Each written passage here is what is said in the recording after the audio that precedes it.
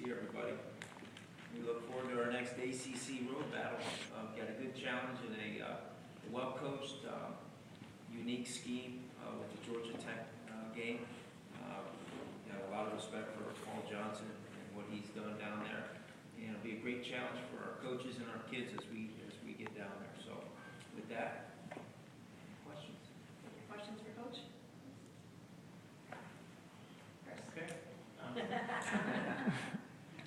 Scott, I know they're known for cut blocking, both on the line and on the perimeter. I think, what do you guys have to do defensively to combat that? We have to play with our eyes and our hands and do a good job of defeating the block with those two parts of our body first. You know, you have to see the block before you go make the play. The mistake you make as a defensive player is you look at the ball, and it hits you. You know, football, simple game, playing with great fundamentals and technique, but sometimes it's the discipline with the eyes, then the hands, then the feet first, and then to the ball. And that's the key. And that's why the triple option is difficult to defend. I know Duke's coach after they played him said, boy, it's tough to officiate those cut blocks. There's an edge between legal and illegal. And I don't know if those belong in the game. Do you share any similar kind of concerns for player welfare? Yeah, to some degree I do. You know, the way the rule is in college football is if you're engaged, if you're an offensive lineman, and you're engaged on a defensive player, and then your teammate cuts the legs, that's opposed to chop, illegal play. Where it gets sticky is you're an offensive lineman, you're engaged, but your intent is to try to get to the next level. If you're trying to get to the next level, and then you cut block, you know, with an adjacent player, technically it's legal. And you flip it and you say it's a defensive player, I'm taking on that block and trying to play with square shoulders. So you're engaged as a defensive player and you're getting cut. So that guy in the middle, that umpire in the middle is watching that and he's saying, what is it? And by the way, am I going to get hit by the safety if it's going down? So it is a difficult play to officiate, you know, and they do the best job they can. You know, as far as rules committee and that sort of thing goes, that'll be up to them and the higher ups as we move forward in college football. But it is a difficult thing, it really is. Do you have a solution that you would like to see? Just what I said earlier, you know, no solutions from my end as far as how to officiate it. If they do a better job than I could, I would not want that job. But it is a dangerous play. Right now, unfortunately, it's part of the game, just like, you know, some of the other controversial things that are out there. But I do think it's something that needs to be looked at every year. You know, the problem you have is not very many teams are, you know, running this type of a scheme. And, you know, you look at the academies as well as Georgia Tech. But after that, you know, so there's always, you know, the focus is on the majority of the problems you have when offensively it's a minority offense. You know, when it's not utilized as much, it doesn't get as much attention. Other questions? Brian? Have you faced triple options before, and how much does that experience translate to what they do? Not very often, to be quite honest with you. It's been a lot of years, and not as a coordinator, where I really went against a true team that bases out of that type of scheme. So it'll be interesting to see what we can do. You know, we've worked hard at it. I like our plan. The plan is only as good as its players can play the techniques, and you know, our kids have worked hard at it. Done a lot of cut block drills and that sort of thing. But you also have to be smart in practice. You know, get guys hurt before you get to the game. So it'll be interesting to see. It'll be a situation that we're looking at it quarter one, quarter two, quarter three, and hopefully adjusting to the elements as well as we can from a coach's point of view.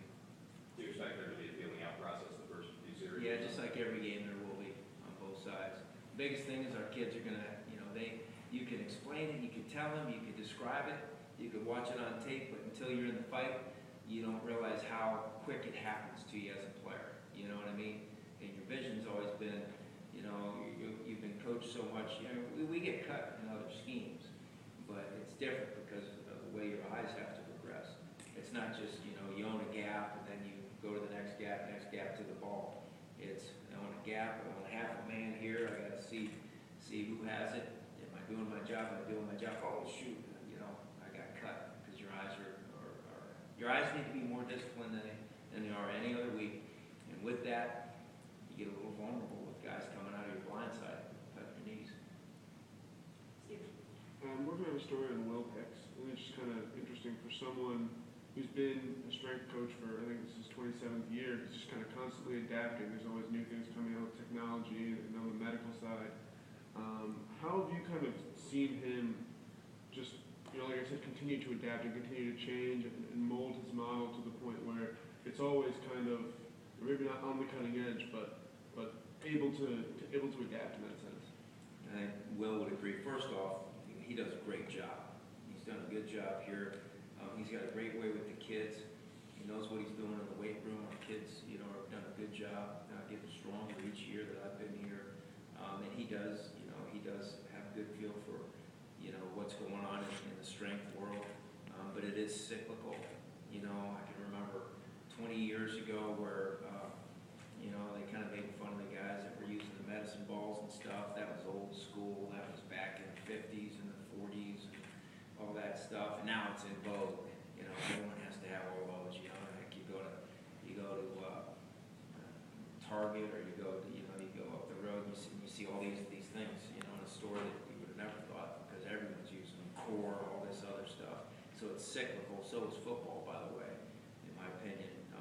But I think the one thing that changes, the change agent in today's college football world, is the effect of society on the kids that we're coaching, and the change agent of where they are today compared to where they're going to be in 5 or 10 years.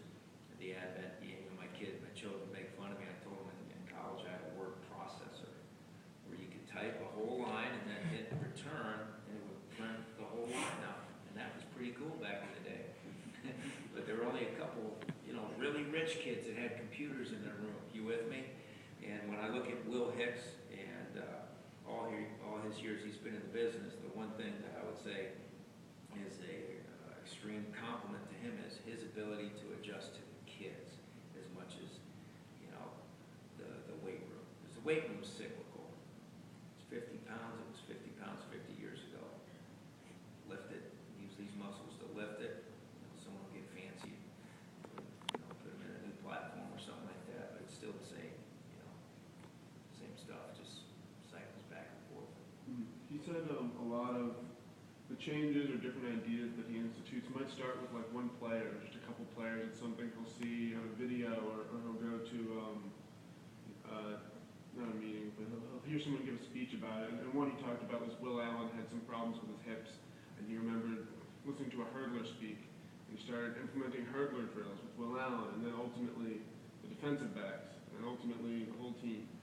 Are there any other kind of interesting things like that he's brought in the last couple of years? Yeah, I mean, I think those guys are always trying to think outside of the box. You know, this day and age, it's so easy. You can say, you know, strengthening and lengthening the hips. Put it in YouTube. There's 100,000 things out there to look at and say what fits for us. You know what I mean? But it's also trying to think outside of the box to keep things interesting for those kids. You know, I always joke with all the strength coaches I've always worked with and said I could never do that job.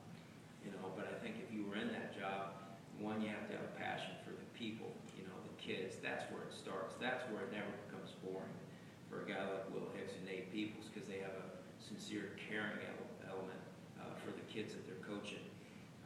And then creativity. You know, hey, how are we going to move that 50-pound weight in a different way that's more fun for the guys? You know what I mean? Hey, let's do this. This is similar to what movement skills this player needs in his position group.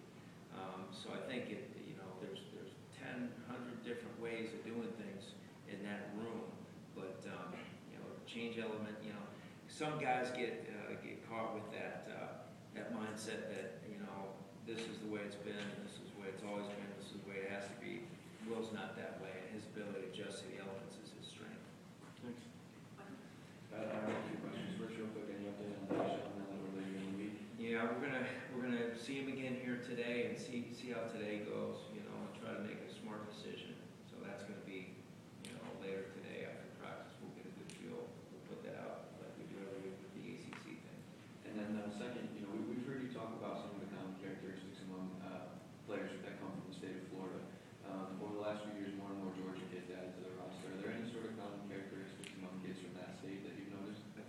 general, it's just the South in general. Kids get to play more football year round. You know, Florida, the kid in Florida plays so much more football than the kid where I'm from in Ohio. With that being said, the weather is nicer. So when it's nice out, you can throw the ball more, and you can run more defenses that are, you know, in tune with how to defend those passing elements of the game. Georgia's the same as far as the weather's concerned, obviously, and it's the brand of football.